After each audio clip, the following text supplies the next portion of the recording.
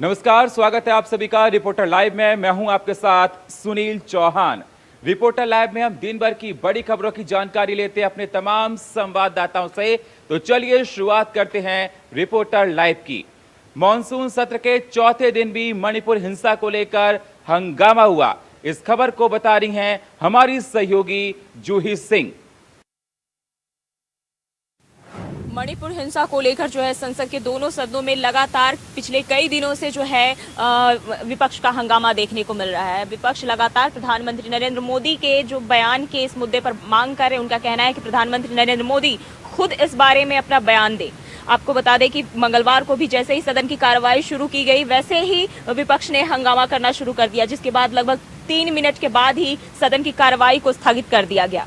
दरअसल पीएम मोदी की अध्यक्षता में जो है इस पर भाजपा संसदीय दल की बैठक भी हुई, जिसमें पीएम मोदी ने विपक्षी गठबंधन के नाम इंडिया पर कहा कि जो लोग सत्ता चाहते हैं और देश को तोड़ना चाहते हैं वो ईस्ट इंडिया कंपनी जैसे नाम रख रहे हैं। वहीं इस पर राज्यसभा में खड़गे ने पीएम मोदी पर निशाना साधते हुए कहा कि मणिपुर में बच्चियों का रेप हो रहा है, वो हिंसा की आग में जल रहा है। हम मणिपुर की बात करें और पीएम मोदी ईस्ट इंडिया की तुलना इंडिया से कर रहे हैं, मणिपुर पर बात क्यों नहीं करते हैं। वहीं पीयूष गोयल ने खड़गे को जवाब देते हुए कहा कि मणिपुर के साथ साथ राजस्थान, छत्तीसगढ़ और बंगाल में जो कुछ भी हो रहा है उस पर भी चर्चा होनी चाहिए। आप महिलाओं के लिए संवेदनशील नहीं है, अगर होते तो चर्चा जरूर शुरू होती, सदन की कार्रवाई को बाधित नहीं करते। पूरा देश देख रहा है कि आप देश के भविष्य को खराब कर रहे हैं।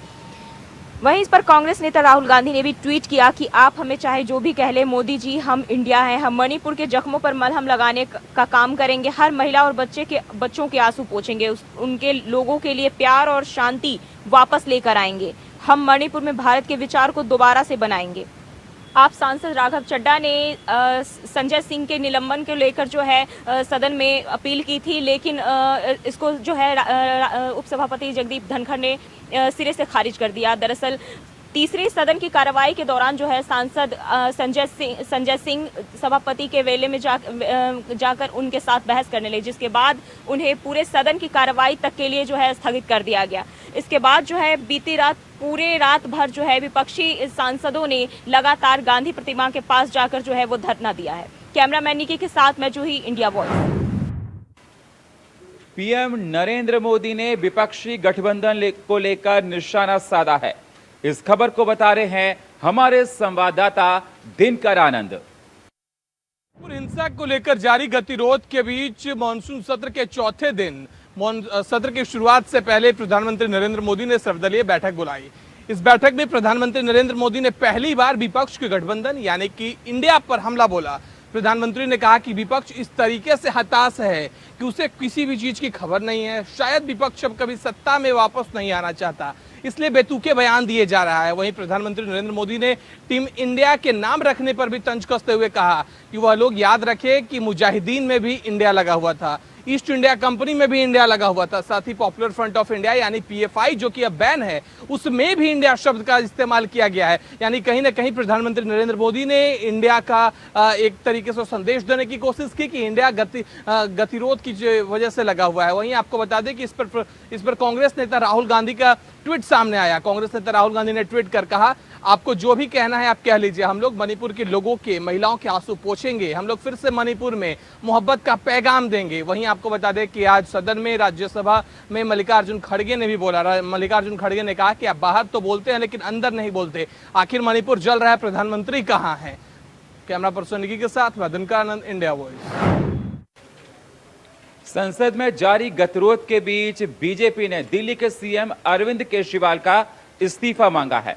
क्या है पूरी खबर, इस खबर को बता रहे हैं हमारे संवाददाता नितिन चौधरी। दिल्ली में आज आम आदमी पार्टी के कार्यालय पर भारतीय जनता पार्टी के कार्यकर्ताओं ने धरना प्रदर्शन किया है। बता दें कि आम आदमी पार्टी के 9 साल पूरे होने को देखते हुए जहां दिल्ली में बुरा हाल हो रहा है, तो उसको देखते हुए आज भारतीय जनता पार्टी के कार्यकर्ताओं ने धरना प्रदर्शन किया है। वहीं कार्यकर्ताओं, बीजेपी के कार्यकर्ताओं ने कहा है कि केजरीवाल इस्तीफा दें। जिस तरीके से दिल्ली सरकार का बुरा हाल हो रहा है, तो उसको देखते हुए भारतीय जनता पार्टी या तमाम कार्यकर्ता और तमाम नेताओं ने आज अपने ही आम आदमी पार्टी के कार्यालय पे जाकर धरना प्रदर्शन किया है। दिल्ली के बीजेपी अध्यक्ष वीरेंद्र सचदेव ने प्रदर्शन के दौरान कार्यालय पर पार्टी के नेता और कार्यकर्ताओं को संबोधित करते हुए कहा कि हम लोग आज सीएम अरविंद केजरीवाल के इस्तीफा लेने आए हैं। इस्तीफा लेने के पीछे बड़ी वजह है उन्होंने पर आप सरकार के खिलाफ चार्जशीट पेश करते हुए कहा है कि दिल्ली की बदहाली के लिए सिर्फ सीएम अरविंद केजरीवाल की लापरवाही का परिणाम है। दिल्ली बीजेपी अध्यक्ष ने आप सरकार के खिलाफ एक चार्जशीट जारी करते हुए कहा कि आप सरकार को दिल्ली में 9 साल हो गए हैं। सुप्रीम कोर्ट ने आप सरकार के खिलाफ गंभीर टिप्पणी की है। केजरीवाल सरकार के कुछ शासन ही परिणाम की है। सुप्रीम कोर्ट को यह कहना पड़ा कि पिछले 3 सालों में आपने 11,000 करोड़ रुपए अपना चेहरा चमकाने के लिए खर्च किए हैं। दिल्ली के विकास के लिए आप अदालत में आते हैं, आप अदालत को बताते हैं कि हमारे पास फंड नहीं है, हम दिल्ली मेरठ रैपिड रेल के लिए पैसे नहीं दे सकते, हमारे पास पैसे नहीं हैं। तो दिल्ली के इस रुख पर नाराजगी जाहिर करते हुए सुप्रीम कोर्ट ने कहा है कि आप रैपिड रेल प्रोजेक्ट के लिए 415 करोड़ रुपए की अविलंबन जमा कराइए। सुप्रीम कोर्ट का यह कहना है कि सरकार की नीयत पर प्रश्न है। शीघ्र अदालत का यह आदेश यह साबित करता है कि दिल्ली सरकार विकास को लेकर गंभीर नहीं है। अगर रैपिड रेल अलावर पानीपत तक बनेगी तो दोनों शहरों के बीच रास्ता कम हो जाएगा, दिल्ली से मेरठ पहुंचने में कम समय लगेगा, रैपिड रेल से दिल्ली का कारोबार बढ़ेगा, लोगों का यातायात सुगम हो जाएगा, दिल्ली की जनता को इसको लाभ मिलेगा। लेकिन अरविंद केजरीवाल नहीं चाहते कि दिल्ली की जनता को लाभ मिले। यही वजह है कि आज वो सुप्रीम कोर्ट में कहते हैं कि हमारे पास पैसे नहीं है। मैं पूछता हूं कि सीएम के पास झूठ बोलने के लिए पैसे हैं लेकिन दिल्ली विकास के लिए पैसे नहीं है। वहीं दिल्ली के बीजेपी प्रदेश अध्यक्ष ने साफ तौर पर आम आदमी पार्टी पे निशाना भी साधा है। कहा है कि 45 साल में ऐसी बाढ़ आई है, दिल्ली के दिल पे चोट पहुंचाई गई है, लेकिन केजरीवाल इसके जिम्मेदार होते हैं और हम केजरीवाल सरकार और केजरीवाल के मुख्यमंत्री से इस्तीफा भी मांगते हैं। कैमरामैन निक्की के साथ मैं नितिन चौधरी, इंडिया वॉइस, दिल्ली।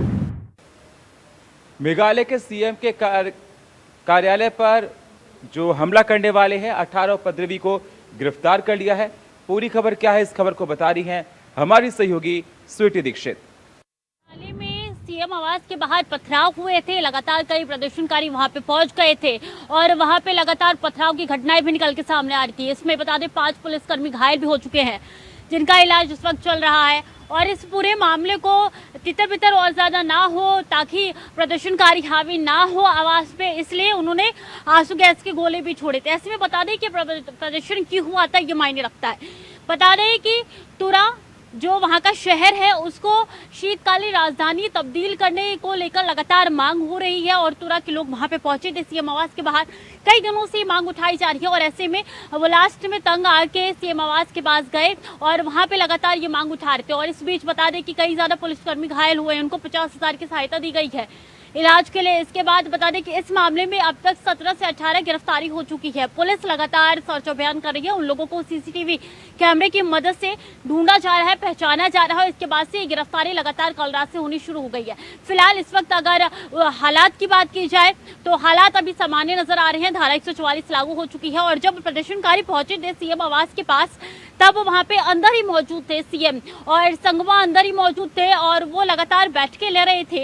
इसके बाद ये एकाएक हमला हुआ है, पथराव की घटना निकल के सामने आई। फिलहाल इलाके में फोर्स तैनात कर दी गई है, 100 पुलिस की फोर्स बताई जा रही है जो कि सीएम आवास के आसपास तैनात कर दिए गए हैं। धारा 144 लागू ही हो चुकी है और ऐसे में मामला काफी संगीन होता हुआ नजर आ रहा है। पुलिस लगातार सर्च अभियान कर रही है, तमाम उपद्रवी को ढूंढने की कोशिश पुलिस द्वारा की जा रही है।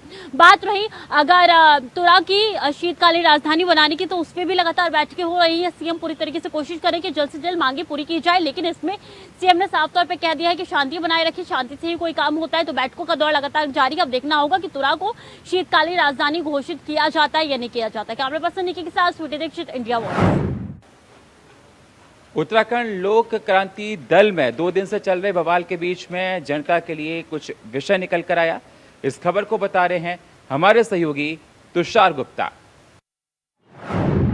आज यूकेडी का 45वां स्थापना दिवस है और इस समय मैं यूकेडी कार्यालय के बाहर हूँ और आप देख सकते हैं 2 गुटों में जो लगातार लड़ाई चल रही है वो अभी भी बनी हुई है। एक तरफ बात की जाए शिव प्रसाद सेमवाल, उसका गुट सामने यहाँ पर नज़र आ रहा है, उन्हें फिलहाल हिरासत में लिया गया है। कई लोगों को यहाँ से ले जाया जा चुका है, वहीं महिलाओं को अब यहाँ से ले जाया जा रहा है। एक तरफ कार्यालय के अंदर अधिवेशन चल रहा है, स्थापना दिवस का माहौल है, तमाम नेता मौजूद हैं और दूसरी तरफ जो दूसरा गुट है वो बाहर है और लगातार अंदर घुसने की मांग कर रहा है। ये आरोप लगाए थे कि गए थे पार्टी की तरफ से कि कुछ लोगों को बाहर निकाल दिया था, लेकिन फिर उनके द्वारा ये प्रदर्शन किया जा रहा है। आप देख सकते हैं किस तरह से जो महिलाएं उन्हें लिया जा रहा है, उन्हें लगातार यहाँ से ले जाया जा रहा है, उन्हें हिरासत में ले लिया गया है। तमाम यहाँ पर जो स्थिति है काफ़ी कहा जा सकते हैं कि किस तरह की स्थिति यहाँ पर देखने को मिल रही है। काफ़ी लोग, पुलिस बल, काफ़ी भारी पुलिस बल यहाँ पर तैनात है और लोगों से ये अपील कर रहा है कि कृपया शांति बनाए रखें और उन्हें फिलहाल के लिए हिरासत में ले लिया गया है। बात की जाए अंदर की, तो मैं अंदर की तस्वीरें आपको दिखाना चाहूँगा कि किस तरह की तस्वीरें अभी अंदर की भी है। जो लोग हैं जो यूकेडी के नारे लगा रहे हैं और साथ साथ जो स्थापना दिवस है वो उसका आयोजन किया जा रहा है। तो कहीं ना कहीं जो यूकेडी की जब पार्टी बनी थी तो उसकी जो नींव रखी गई थी, तो उस कहा जाए जो पूरा उनकी मांग थी, और या फिर कहा जाए कि उनकी जो स्थापना की जो उनका गोल था वो फिलहाल के लिए यहाँ पर टूटता हुआ जा रहा है, क्योंकि पार्टी किस तरह से टूट रही है वो कहीं ना कहीं चिंता का विषय है पार्टी के लिए। और जिस तरह से ये दोनों दल आपस में भिड़ते हुए नजर आ रहे हैं, क्योंकि कल की तस्वीरें भी हमने देखी जिस तरह से आपस में दोनों जो गुट है वो आपस में लड़ते हुए नजर आए। और आज भी पुलिस बल द्वारा जो दूसरा गुट है शिव प्रसाद की बात की जाए, उन सिमवाल को यहाँ से ले जा लिया गया है और उनके सारे फिलहाल जो अधिवेशन का कार्य है वो यहाँ पर चल रहा है। और लगातार लोगों से ये अपील की जा रही है पुलिस प्रशासन द्वारा कि शांति व्यवस्था बनाए रखे। कैमरा जर्नलिस्ट निशांत चौहान के साथ मैं तुषार गुप्ता। पहाड़ों पर लगातार हो रही बारिश की वजह से जनजीवन अस्त व्यस्त हो चुका है। हमारे संवाददाता विकास चौहान की ये रिपोर्ट देखिए। पहाड़ी क्षेत्रों में लगातार वर्षा हो रही है और जिस कारण से जो नदियां हैं उनका जल स्तर लगातार बढ़ता जा रहा है। अगर हम बात करें खासतौर पर गंगा की, इस समय हम खड़े हैं भीमगोड़ा बैराज पर और कल रात से ही यहाँ पर जो गंगा का चेतावनी स्तर पर से ऊपर यहाँ पर बह रही है, क्योंकि जिस तरह से 293 जो चेतावनी स्तर है उससे करीबन 20.20 मीटर यहाँ पर गंगा जो है वो अपने चेतावनी स्तर से वो लगातार ऊपर बह रही थी। क्योंकि इससे पीछे जो ऋषिकेश का जो पशु लोक बैराज है वहाँ से कुछ पानी छोड़ा गया था, जिसके चलते यहाँ पर लगातार जो पूरी रात है चेतावनी स्तर से ऊपर गंगा बही है, जिसके कारण जहाँ हरिद्वार का जो खादर क्षेत्र है वो कहीं ना कहीं खतरे की जद में आ जाता है। जिसके कारण जहाँ जो जिला प्रशासन है उसने लगातार यहाँ जो तटवर्ती क्षेत्र हैं और लोग यहाँ पर हैं जो गांव हैं उनको अलर्ट मोड पे रखा था और गंगा से दूरी बनाने की यहाँ पर उनको चेतावनी दी थी।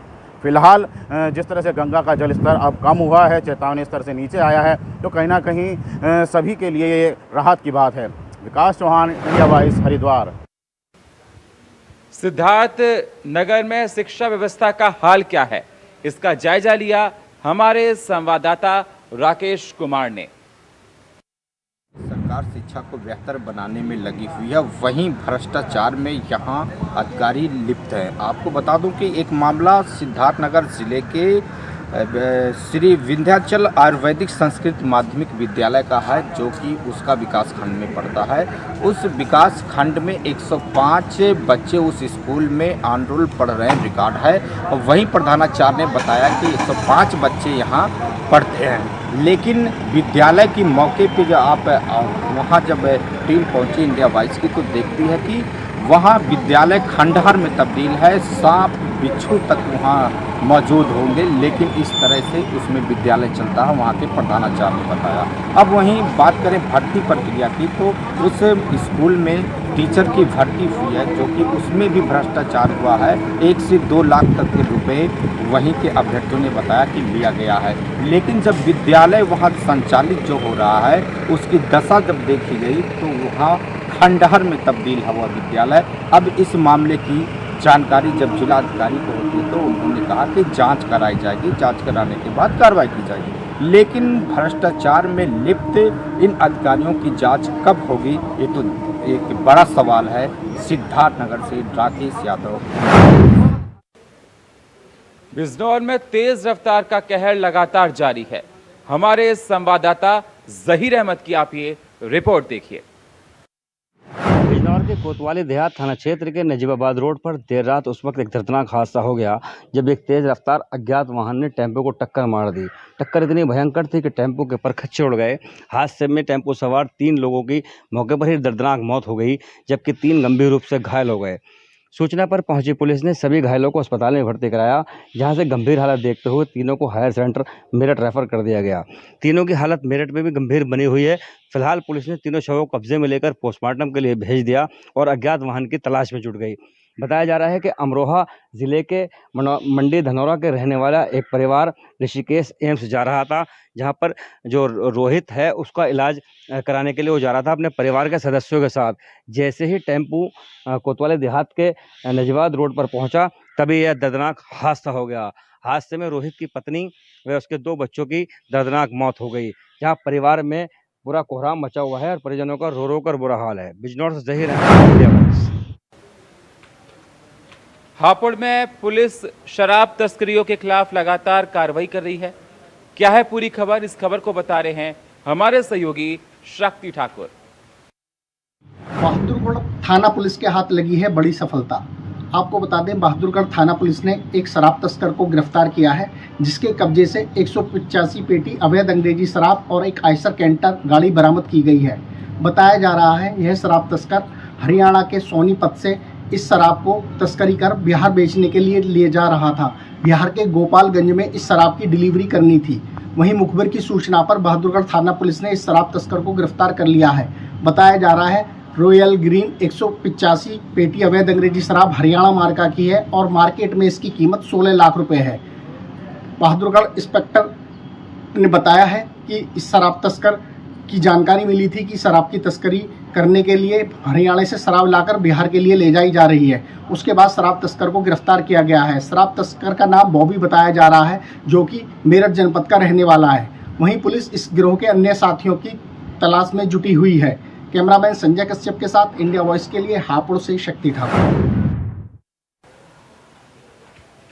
बलूचिस्तान की नवनिर्वाचित सरकार की प्रधानमंत्री कादरी आज गाजियाबाद पहुंची हैं। इस खबर को बता रहे हैं हमारे संवाददाता नदीम।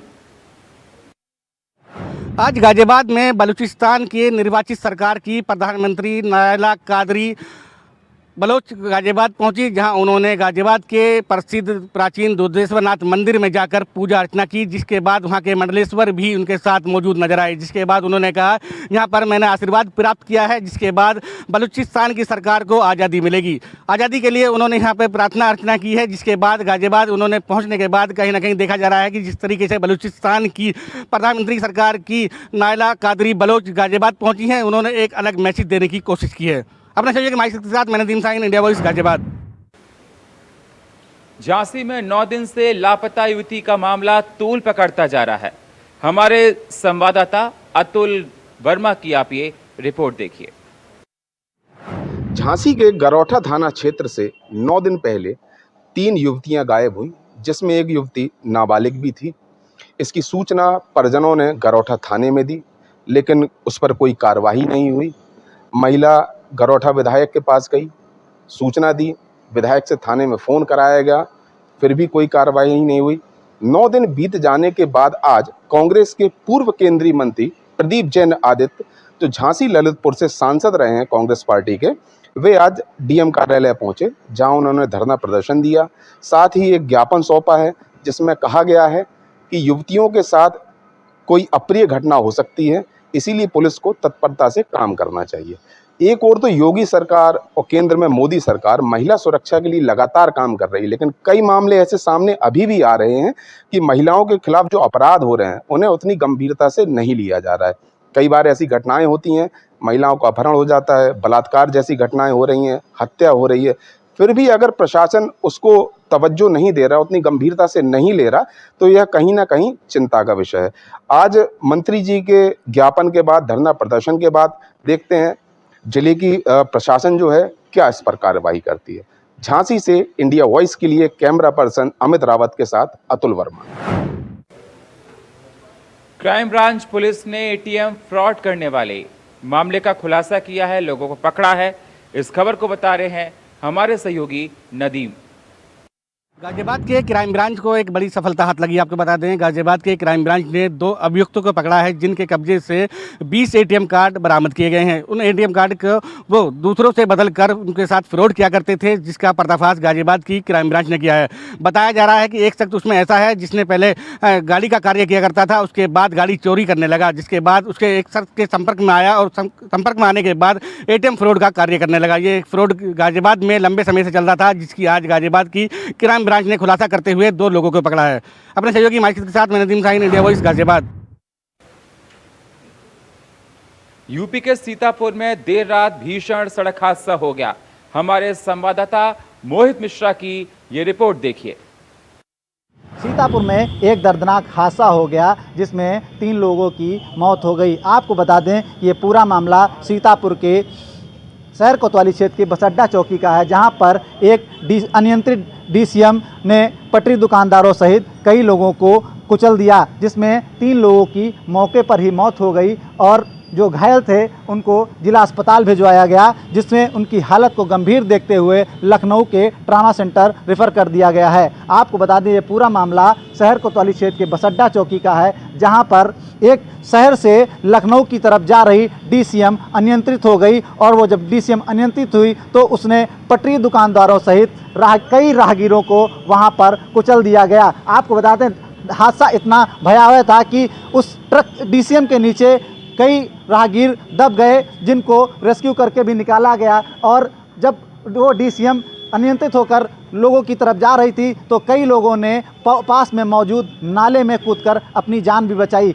बाद में उनको रेस्क्यू करके वहां से निकाला गया। आनन फानन में मौके पर पहुंची पुलिस ने डीसीएम ड्राइवर को कब्जे में ले लिया है और डीसीएम को भी अपने सुपुर्द कर लिया गया है और जो डीसीएम ड्राइवर है उसकी डॉक्टरी कराई जा रही है कि वो कहीं नशे की हालत में तो नहीं था। फिलहाल ऐसे हादसे रुकने का नाम नहीं ले रहे हैं और लगातार ऐसे हादसे सामने आते रहते हैं कि जो ट्रक ड्राइवर हैं वो नशे की हालत में लोगों की ज़िंदगियों से खिलवाड़ कर रहे हैं।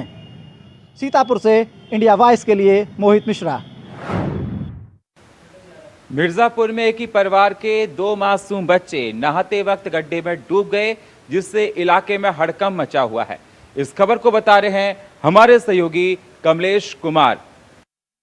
मिर्जापुर के कटरा कोतवाली थाना अंतर्गत एक हुई घटना। आपको बताते चले कि कटरा कोतवाली के एक नटवा चौकी से 1 किलोमीटर या 500 मीटर के रेंज में एक गड्ढा है, बड़ा सा गड्ढा है, विशाल गड्ढा है, जहाँ पर गंगा जी का पानी इकट्ठा हो जाता है। इसी दौरान मिर्जापुर के जो है नटवा चौकी के अंतर्गत एक आता है हथिया फाटक, एक मोहल्ले का नाम है, जहाँ पर 6 बच्चे उसमें शौक की वजह से छोटे छोटे बच्चे थे, नहाने के लिए चले गए थे, जिसमें दो बच्चे जिनकी उम्र 12 साल, एक बच्चे की उम्र 13 साल है, जो अचानक वो सब नहाते वक्त डूब गए हैं। आपको बताते चले कि जो बाकी जो बच्चे बचे हुए 4 बच्चे तो वो सब वहाँ से भाग गए, डर की वजह से भाग गए हैं। इसी पर सूचना स्थानीय लोगों के द्वारा पुलिस को पहुँचे। पुलिस अपने साथ में लेकर इंस्पेक्टर सहित जितने कोतवाल वहाँ पे थे और पुलिस को सिपाहियों के साथ में पहुँचे और शव को दो बच्चे को जो शव था शव को निकालते तुरंत अस्पताल इलाज के नज़दीकी जो अस्पताल छोटा सा वहाँ इलाज के लिए ले गए, पर उसी दौरान गंगा जो पानी इकट्ठा हुआ तो वही बच्चे डूब के मर चुके थे। यहीं पर पुलिस इकट्ठा होकर जो उनको पकड़ी बच्चों को पोस्टमार्टम के लिए भेज दिया गया और उचित कार्रवाई पुलिस द्वारा की जा रही है। मिर्जापुर से कमलेश कुमार, इंडिया वॉइस। और फिलहाल रिपोर्टर लाइव में इतना ही। बाकी खबरों के लिए आप बने रहिए इंडिया वॉइस के साथ। तब तक के लिए नमस्कार।